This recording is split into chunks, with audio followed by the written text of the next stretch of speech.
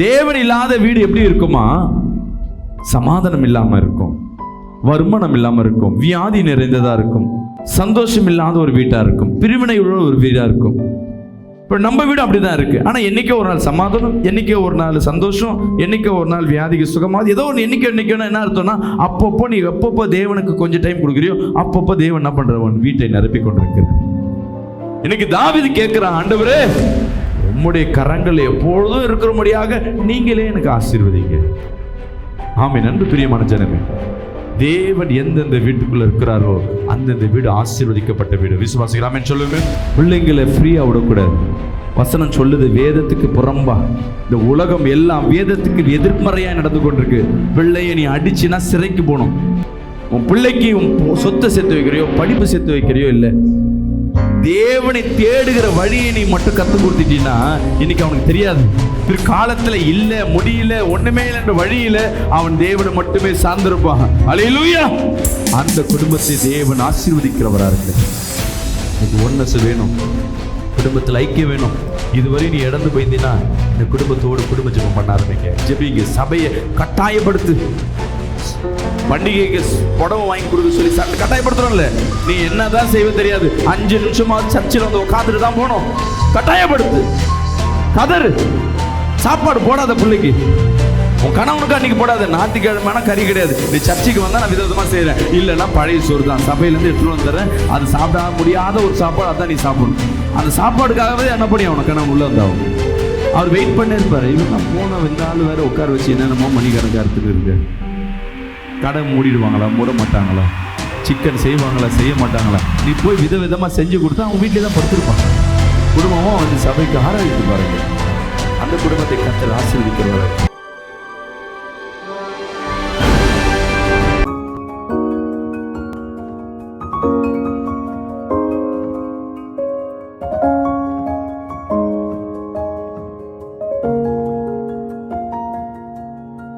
மூன்றாவது ஒரு பாயிண்ட், விசேஷமான ஒரு பாயிண்ட், தீர்க்கதரிசிகளால் நிறைந்த வீடு. 2 ராஜாக்கள் 4ஆம் அதிகாரம் 1ஆம் வசனத்தை நாம் வாசிப்போம். தீர்க்கதரிசிகளுடைய புத்திரரில் ஒருவனுக்கு மனைவியாய் இருந்த ஒரு ஸ்திரீ எலிசாவை பார்த்து, உமது அடியானாகிய என் புருஷன் இறந்து போனான், உமது அடியான் கர்த்தருக்கு பயந்து நடந்தான் என்பதை அறிவீர். கடன் கொடுத்தவன் இப்போது என் 2 குமாரரையும் தனக்கு அடிமைகளாக்கி கொள்ள வந்தான் என்றாள். இங்க பாருங்க, ஒரு தீர்க்கதரிசி ஒரு விதவின் வீட்டுக்கு போறாரு. இது எல்லாருக்கும் தெரியும். அவங்க வாழ்க்கையில் என்ன இருந்தாங்க, சாவலான்னு சூழ்நிலை, வருமானம் இல்லை, பிள்ளைங்களை வட்டிக்கு கொடுத்த என்ன பண்ண அடிமையாக எடுத்துன்னு போயிட்டான், இப்போ வருமானத்துக்கு ஒன்றும் இல்லை, சூசைட் பண்ணிக்கலான்னு சூழ்நிலை. இந்த சூழ்நிலை ஊழியக்காரர் ஒருத்தர் உள்ளே என்றார். ஆமென். அன்பு ஜனமே, தேவனால் ஆசீர்வதிக்கப்பட்ட வீடு என்பது தீர்க்கதரிசிகள் சார்ந்திருக்கிற குடும்பமா இருக்கும். யார் தீர்க்கதரிசி? தேவன் உனக்காய் கொடுக்கப்பட்ட ஊழியக்காரர். நீ போற சபையின் ஊழியக்காரர் தான் கர்த்தர் உனக்காய் கொடுக்கப்பட்ட தீர்க்கதரிசி. நம்ம என்ன பண்ணோம் தெரியுமா, நம்ம சபையில் இருக்க ஊழியக்காரர் சொல்றது கேட்க மாட்டோம். யாராவது ஒருத்தர் ஜீசஸ் கால்லையோ இல்லை ஜீசஸ் ரெடிவிஸ்லையோ ஐயோ மோகனன்னு சொல்லிட்டாருங்க, அதை தாங்க நான் கேட்பேன். உனக்காய் ஜெபிக்கிற ஒரு ஊழியக்காரர் ஒருத்தர் உண்டு இருக்கும், அவரை மதிக்கிறது. எந்த குடும்பம் ஊழியக்காரன் வார்த்தைக்கு கீழ்பட்டு நடக்கிறதோ அந்த குடும்பம் ஆசீர்வதிக்கப்பட்டிருக்கும். அல்லேலூயா. விசுவாசிக்கிறாமேன்னு சொல்லுவேமே, அல்லேலூயா சத்தமா சொல்லுவேமே. நேற்று ஒரு சகோதரி என் இடத்துல பேசிக்கொண்டிருக்கும் பொழுது அவங்ககிட்ட சொல்லியிருந்தேம்மா, நம்ம வசனத்தினால நம்ம வழி நடத்துறதுனால நம்ம விசுவாசிகள் என்ன பண்ண முடியாது, வழி நடத்த முடியாது. தேவன் தான் வழி நடத்தணும். என்ன பாஸ்டர் உண்மையா சொல்றீங்களா? எங்கள் சர்ச்சில் ஒரு 300 பேர் இருப்பாங்க. ஆனால் ஊழியக்காரன் சொல் பச்சு கேட்டு நடந்து குடும்பத்தை நடத்துகிறவங்க ஒரு 20% தான் இருக்கும், 25 குடும்பம் தான் இருக்கும். மீதி பேரெல்லாம் அவங்க இஷ்டத்துக்கு போவாங்க, அவங்க இஷ்டத்துக்கு வருவாங்க. நம்ம யாரையாவது கண்டிஷன் பண்ணோம், இதை செய்யக்கூடாது, இந்த பையனை லவ் பண்ணக்கூடாதுன்னு அந்த குடும்பம் வராது. அம்மா நீ சபைக்கு சரியாக வரலன்னா, உன் குடும்பத்தில் ஒரு தேவனுடைய வார்த்தை நீ கேட்கலன்னா, தப்புமா ஒழுங்காக வரலன்னு சொல்லி கேட்டால் அன்னிலேருந்து சர்ச்சைக்கும் வராது. கடன் வாங்காத சொன்னா சர்ச்சைக்கு வராது, கடன் கொடுக்காத சொன்னா சர்ச்சைக்கு வராது. தீர்க்க தரிசனம் கூட எப்படி இருக்கணும்னா அவங்களுக்கு இருதயத்துக்கு ஏற்றவாறு இனிமையாக இருக்கணும். வாக்குத்தத்தங்களாக சொல்லி சொல்லி சொல்லி சொல்லி இருக்கணும். அதை கேட்டு கேட்டு கேட்டு ஜாலியாக இருந்தது. கண்டிஷன் எங்கே இருக்கோ அங்கே தேவன் இருக்கிறார் அர்த்தம். விசுவாசிக்கிறாமேன்னு சொல்லுவேன். அல்லேலூயா. இன்னைக்கு நிறைய பேர் என்ன பண்ணுறாங்க, அப்படியே பின்னாடியே வந்துட்டு ஆலோசனைலாம் வேணாம். சில பேர் என்ன பண்ணுவாங்க தெரியுங்களா, என்கிட்ட ஒரு சகோதரர் வந்தார். ராயபுரத்தில் சர்ச் இருக்கும்போது 4 வருஷத்துக்கு முன்பாக சர்ச்சுக்கு அப்போ தான் புதுசாக வர்றாங்க. பாஸ்டர், நான் ஒரு பொண்ணை லவ் பண்ணுறேன், நீங்கள் ஜெபம் பண்ணி சொல்லுங்கன்னு. நான் எப்போதுமே ஜெபம் பண்ணி நாளைக்கு சொல்கிறேன், ஏன் ஜெபம் பண்ணிட்டு சொல்கிறேன்.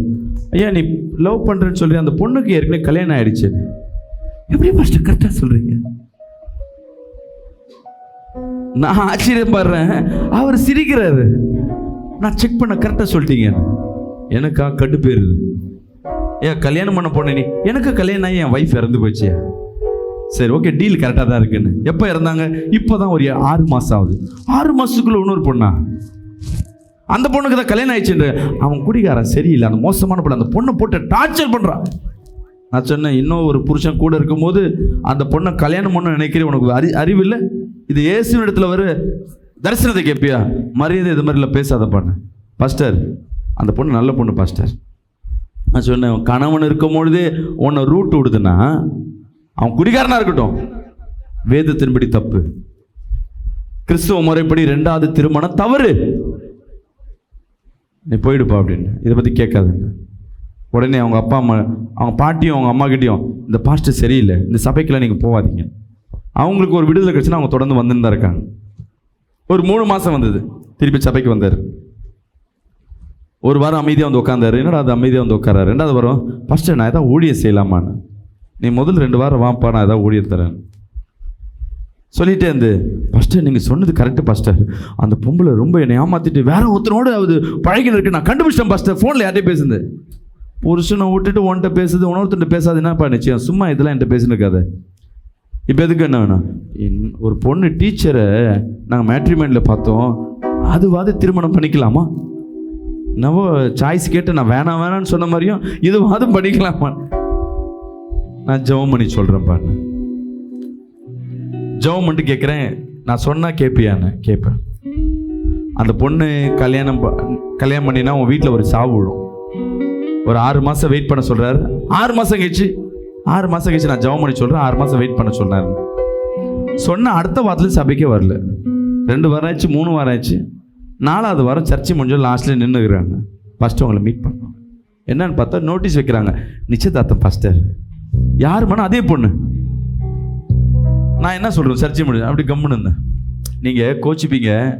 நான் கேட்டேன், எதுக்குமா கர்த்தர் சித்தன்னு கேட்குறீங்க? கர்த்தர் சொன்னதுக்கப்புறம் இஷ்டத்துக்கு சரியா? தப்பு இல்லையாம்மா?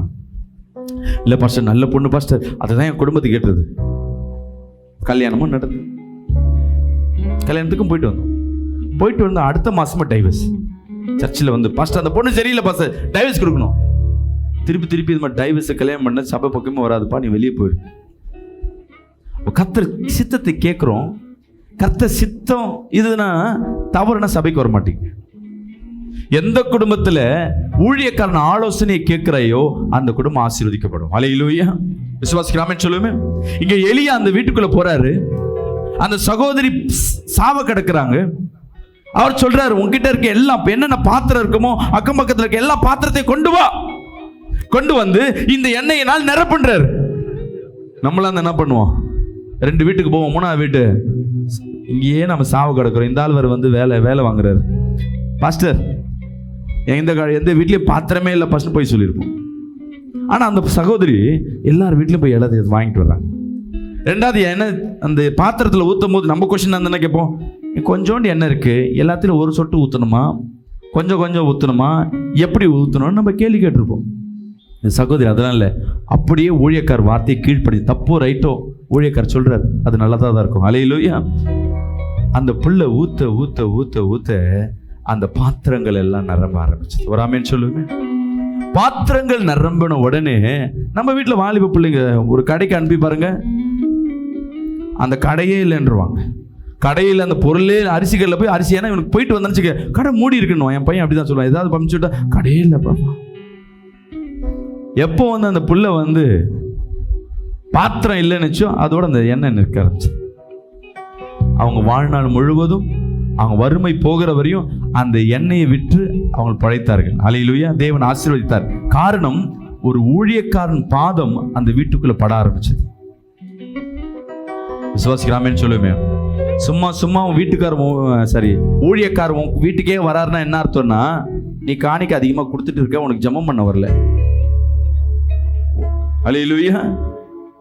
கூப்பிட்டாலும் வீம்பு பண்ணிக்கிட்டு வர்றாங்கன்னா அது உண்மையா காசுக்கு இருக்கிற ஊழியக்காரர் அல்ல. ஊழியக்காரர் எதுக்குங்க? நம்மளுக்கு தெரிஞ்ச எனக்கு 2-3 ஊழியக்காரர் தெரியும். நான் அவரை கூப்பிட்டு ஜெபிக்கிறேன், இவங்களை கூப்பிட்டு ஜெபிக்கிறேன். அவங்க எல்லாம் கூப்பிடு, அதெல்லாம் எக்ஸ்ட்ரா மீல்ஸ். உன் குடும்பத்திற்கு உனக்காய் உண்மையாய் ஜெபிக்கிறது ஒண்ணு உன் தாய் தகப்பன், நீ போகிற உன் சபையின் போதகர்கள். அல்லேலூயா. அவர்கள் தான் உண்மையா உனக்காய் பாரப்பட்டு ஜெபிக்க முடியும்.